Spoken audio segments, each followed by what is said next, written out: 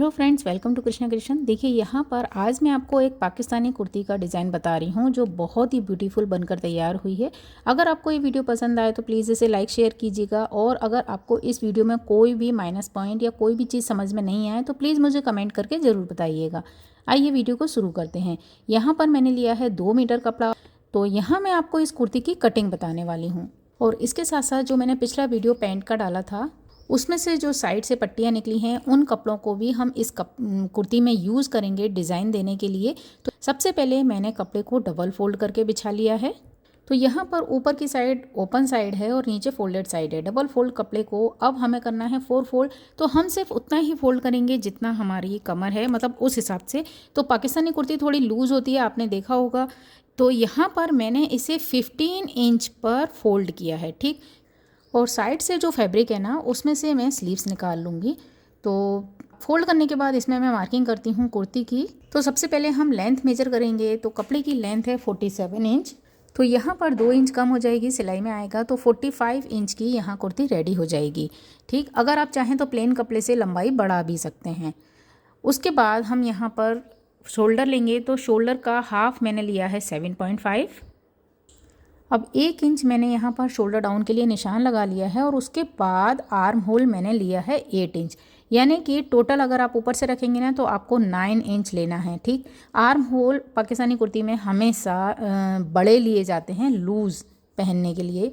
और अब हम चेस्ट लेंगे। तो वैसे मेरा चेस्ट 40 के हिसाब से मैं बनाती हूँ तो 10 इंच लूँगी, लेकिन मैंने यहाँ पर 10.5 ले लिया है।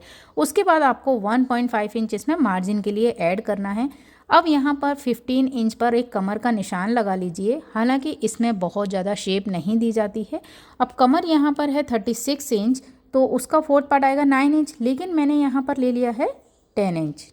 अब इसमें भी 1.5 इंच मैंने मार्जिन के लिए ऐड कर लिया है। अब इस कमर के निशान से आपको नीचे तक इस तरह से ए शेप में पूरा मिला लेना है, और नीचे हम हल्की सी शेप लगाते हैं, मतलब गोलाई की, वो मैं बताती हूँ।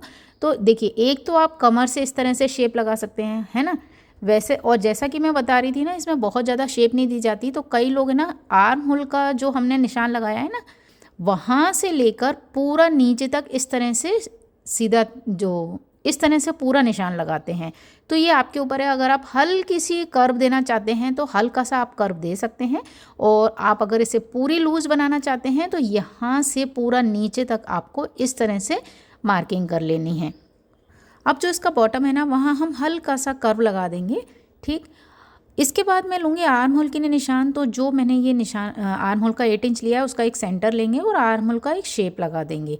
अब बात आती है नेक की। तो आप ध्यान रखिए कि इस पैटर्न की कुर्ती में नेक बहुत डीप नहीं लिया जाता है। तो यहाँ पर मैं नेक की चौड़ाई तो ले रही हूँ 3 इंच, ठीक है। और 1 इंच मैंने शोल्डर डाउन के लिए पहले ही निशान लगा दिया था, वहाँ मैंने मार्क कर लिया। अब इस नेक की गहराई में ले रही हूँ सिर्फ 2.5 इंच, यानी 2.5 इंच की यहाँ पर मैं बैक नेक बनाऊँगी। तो इस तरह से मैंने स्क्वायर बनाया और उसमें राउंड शेप लगा लिया है।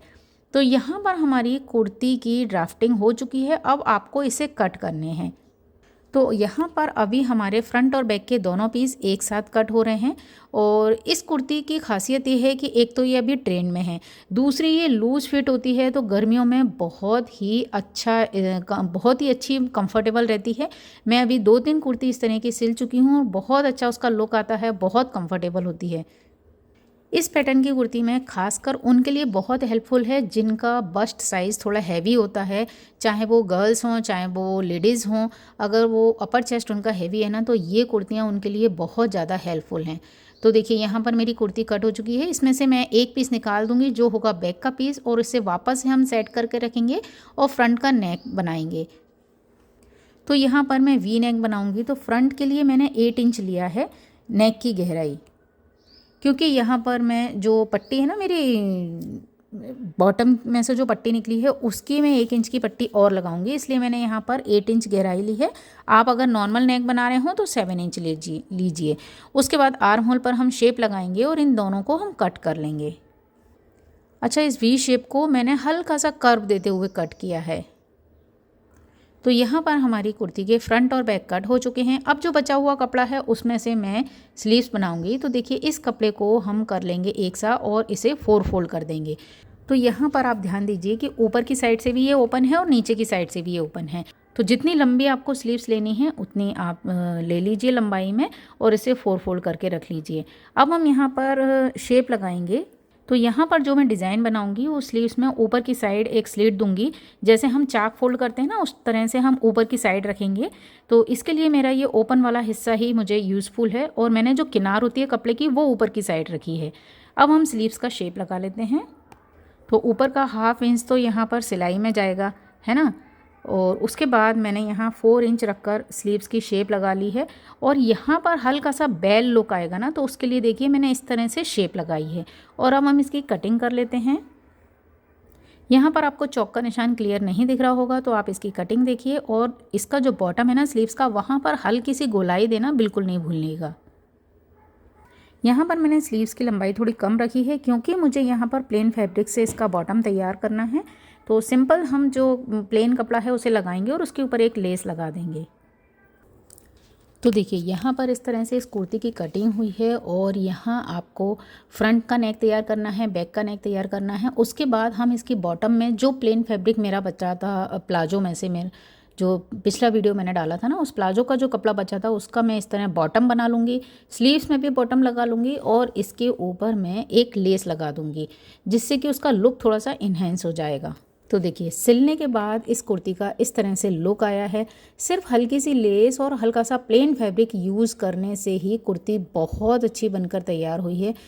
और यहाँ पर फिटिंग का आप ध्यान रखिएगा, तो यहाँ पर बहुत ज़्यादा फिटिंग नहीं की जाती है। तो इस तरह इसका लुक आया है। और यहाँ मैं आपको दिखाऊं कि इसमें जो स्लीव्स का डिज़ाइन है वो इस तरह से बनाया गया है कि ऊपर की साइड से मैंने सिला और नीचे की साइड से 4 इंच तक उसे ओपन रखा है। तो यहाँ इस तरह उसका कट आ गया है। तो पहनने के बाद कुर्ती का इस तरह से लुक आया है। आई होप आपको वीडियो पसंद आया होगा। अगर आपको वीडियो पसंद आए तो प्लीज़ इसे लाइक और उन अपनी फ्रेंड्स और फैमिली में ज़रूर शेयर कीजिएगा जिन्हें सिलाई में इंटरेस्ट है या जो नए डिज़ाइन के कपड़े बनाने में इंटरेस्ट रखते हैं। वीडियो में कोई भी डाउट हो तो आप ज़रूर मुझसे पूछिएगा। इसी के साथ मेरे पेज को लाइक कीजिए, फॉलो कीजिए। अगर आप यूट्यूब पर देख रहे हैं तो चैनल को सब्सक्राइब कर लीजिए। वीडियो देखने के लिए आपका बहुत बहुत धन्यवाद। नमस्कार।